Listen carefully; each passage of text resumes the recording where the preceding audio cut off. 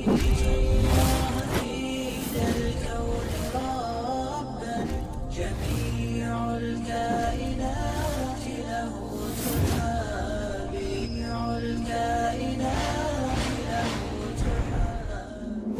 بسم الله الرحمن الرحيم. السلام عليكم ورحمة الله وبركاته. رب اشرح لي صدري ويسر لي أمري واحلل عقدة من لساني يفقهوا قولي. اللهم علمنا ما جهلنا وانفعنا بما علمتنا، إنك بكل جميل كفيل وأنت حسبنا ونعم الوكيل. أهلا بكم في درس جديد من دروس قناة بروجرامز كافيه على اليوتيوب. إن شاء الله في درسنا النهاردة هنشوف مع بعض مجموعة كبيرة جدا من الساوند افكت لبرنامج فيلمورا. طبعا احنا عملنا تقريبا زي ارشيف كامل لبرنامج فيلمورا من بداية من الفيرجنز او الاصدارات الخاصة بالبرنامج الى انتهاء بالافكتس والفلترز كلها اللي طرحتها الشركة عن البرنامج. فبالنسبة لأي حد بيشتغل في المونتاج مش هيستغنى أبدا عن المؤثرات الصوتية أو اللي هي الساوند افكتس. طبعا المؤثرات الصوتية دي ليها عامل كبير جدا مع حركة الصورة أو حركة المشهد أو الكتابة حتى اللي انت بتعملها التليجرافي. فانت بتحتاج صوت يكون مناسب للمشهد اللي انت بتشوفه أو مناسب للحركة أو مناسب للكلمة اللي انت بتكتبها. عشان كده حبيت ان انا اطرح الموضوع ده. الملف ده هتلاقي تقريبا حجمه نص جيجا. هتلاقي الرابط ان شاء الله الخاص بالملف ده موجود تحت الفيديو في الديسكربشن او الوصف. بعد لما تحمله هيظهر لك في صورة ملف مضغوط زي ما احنا شايفين دلوقتي. بعدين هتفك الضغط عنه هيظهر لك في الشكل ده. بعدين هنيجي نشوف الملف ايه الملفات اللي هو بيحتويها. ده شكل الملف بعد لما فكنا الضغط عنه وفتحناه. زي ما احنا شايفين متقسم لمجموعات من الأصوات، طبعا مترتب بطريقة جميلة جدا. وفي نفس الوقت يعني هتلاقي فيه كل اللي انت بتنشده.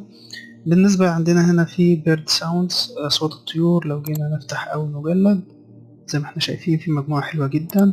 ضغطنا مثلا على بلاي أولها،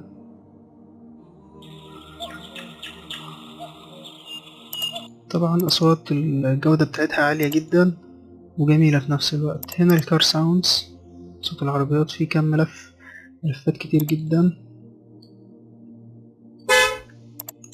يعني هتلاقي فيه مجموعة من المؤثرات الصوتية اللي هتناسب العمل بتاعك. تمام. لو حبينا ان احنا نستعرض كل ملف فيه قد ايه هياخد مننا وقت في الفيديو، لكن انا هسيبكم انتوا تكتشفوا يعني اللي انتوا محتاجينه.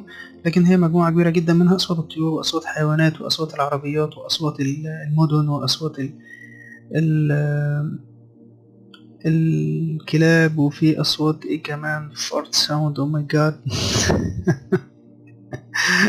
يعني حتى اصوات الحاجات اللي ملهاش اي لازمة حاطينها. طب في قد ايه يعني شيء غريب وعجيب ومزري.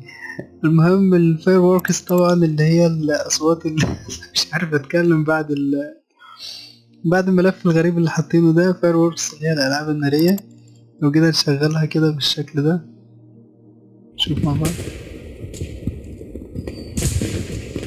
ممتاز، جميلة جدا، اصواتها صافية. بس طبعا انا مش هقدر استعرض معاكم المجلد ده لانه يعني مسخرة صراحة. في الجان ساوندز طبعا اللي هي الاصوات الاسلحة وحاجات زي كده. المهم انت اكتشف بقى في عندك كمان اصوات بالنسبة للناس اللي هي بتعمل جيمز وبتلعب. هتلاقي فيه اصوات كتير جدا مناسبة للعمل بتاعها. طيب ان شاء الله الناس تستفيد من المجموعة الخاصة بالمؤثرات الصوتية الخاصة ببرنامج فيلمورا. على فكرة انت تقدر كمان تستخدمها لأي برنامج، سواء كنت تشتغل على السوني فيجاس او البريمير او الافتر افكت. المهم دي مجموعة كبيرة جدا قدامك في نفس الوقت مترتبة، تقدر تاخد منها انت عايزه مناسب للعمل بتاعك.